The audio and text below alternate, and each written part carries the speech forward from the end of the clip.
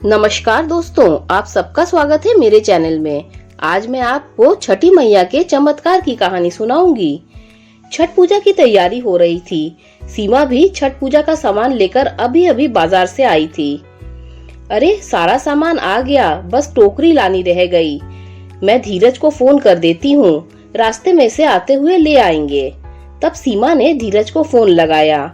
Hello धीरज, सुनो, रास्ते में आते समय बस टोकरी ले आना। कल सुबह से छठ पूजा प्रारंभ है, हमें घाट पर जाना है। धीरज बोला, पता नहीं वह बूढ़ी औरत कौन थी, कहाँ से आई थी। उन्होंने तुम्हें बोला और तुम यह व्रत रखने लगी। पता है कितना कठिन व्रत है यह। 3 दिन भूखे प्यासे घाट पर सुबह सुबह जाना होता है, पूजा करना होता है। मुझे समझ में नहीं आ रहा है तुम कैसे जाओगी और कैसे करोगी। पिछले 15 साल से जब तुम माँ नहीं बन पाई तो अभी एक छठ पूजा और व्रत से कैसे माँ बन जाओगी।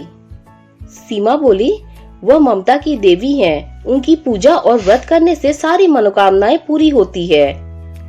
उस बूढ़ी अम्मा ने मुझे यह व्रत बड़ी श्रद्धा और विश्वास के साथ रखने को बोला है। तुम बस टोकरी लेते आना। कुछ दिन पहले सीमा को दुर्गा मंदिर के बाहर एक बूढ़ी औरत मिली थी। वो बोली, बेटी कुछ मदद कर दो। 2 दिन बाद मेरी बहू का छठ पूजा है। घर में पैसे नहीं है, मेरा बेटा बीमार है। घर में कमाने वाला उसके सिवा और कोई नहीं है। अपनी बहू के लिए मैं व्रत का सामान लेने आई थी, पर सामान बहुत महंगा है। मेरे पास पैसे नहीं है कि मैं सारा सामान खरीद सकूं।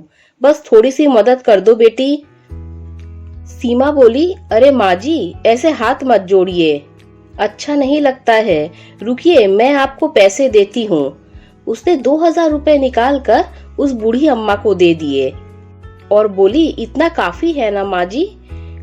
तब बूढ़ी अम्मा बोली, अरे ये तो बहुत है, इतने नहीं चाहिए, इतने से थोड़े ही चाहिए। सीमा एक अमीर घर की बहू थी तो उसे पैसों की कोई कमी नहीं थी और उसका स्वभाव भी बहुत दयालु था। बूढ़ी अम्मा बोली कि तुमने मेरी मदद की है, छठी मैया तुम्हारी हर मनोकामना पूरी करे। बूढ़ी अम्मा की बात सुनकर सीमा उदास हो जाती है। तब वो अम्मा पूछती है, बेटी तुम उदास क्यों हो गई। सीमा अम्मा को अपना दुख बताती है। तब बूढ़ी अम्मा बोली, बेटी तुम छठी मैया का व्रत रखो, देखना तुम्हारी मनोकामना जरूर पूरी होगी। छठ व्रत में बहुत शक्ति है। तब सीमा बोली, माँ जी क्या आप मुझे छठ पूजा के व्रत की विधि और विधान के बारे में बता दोगे। तब बूढ़ी अम्मा बोली, हाँ बेटी जरूर। फिर तुम पूरे विधि विधान से छठ मैया की पूजा और आराधना करना। घाट पर जाकर सूर्य भगवान को जल अर्पित करना। बुढ़िया माँ के कहे अनुसार ही सीमा छठ मैया का व्रत करने जा रही थी, इसीलिए उसने धीरज से बस टोकरी मंगवाई थी। सीमा पूरी विधि विधान से घाट पर जाती है और पूजा करती है। धीरज भी उसके साथ जाता है। धीरज को इस व्रत पर कोई विश्वास न था। अचानक पूजा करते करते सीमा थोड़ा आगे निकल गई और उसका पैर फिसल गया और वह गहरे पानी में डूबने लगती है। धीरज सीमा को बचाने के लिए आगे बढ़ता है। वहां उपस्थित लोग धीरज को रोकने लगते हैं और बोलते हैं, भैया आगे मत जाओ, तुम भी डूब जाओगे। अब तो छठी मैया ही आपकी पत्नी को बचा सकती है, उनसे प्रार्थना करो, छठ मैया पर विश्वास करो। तब धीरज छठी मैया से प्रार्थना करता है और बोलता है, हे मैया, मुझे तो आप पर विश्वास नहीं था, परंतु मेरी पत्नी को आप पर बहुत विश्वास है।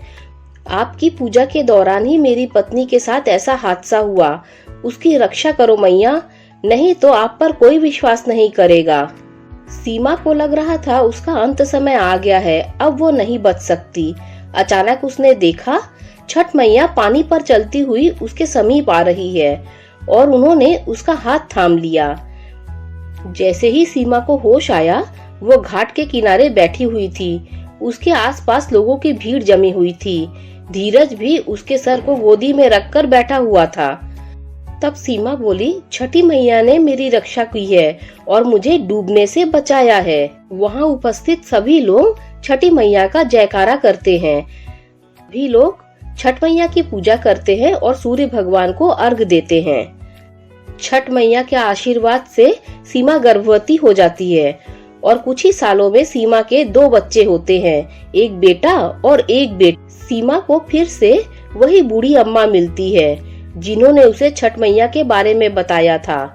सीमा उनका धन्यवाद करती है और बच्चों से मिलाती है। वह बूढ़ी अम्मा बहुत खुश हो जाती है। आज छठी मैया के आशीर्वाद से सीमा की जिंदगी में खुशियाँ आ गई थी। दोस्तों, अगर आपको छठी मैया की ये कहानी अच्छी लगी हो तो लाइक कर दीजिए, मेरे चैनल को सब्सक्राइब कर दीजिए। जब आप मेरे चैनल को सब्सक्राइब करें तो बेल का आइकन भी प्रेस कर दीजिए, जिससे मेरी आने वाली सारी कथा कहानियाँ आप तक सबसे पहले पहुँच जाएगी। Thanks for listening.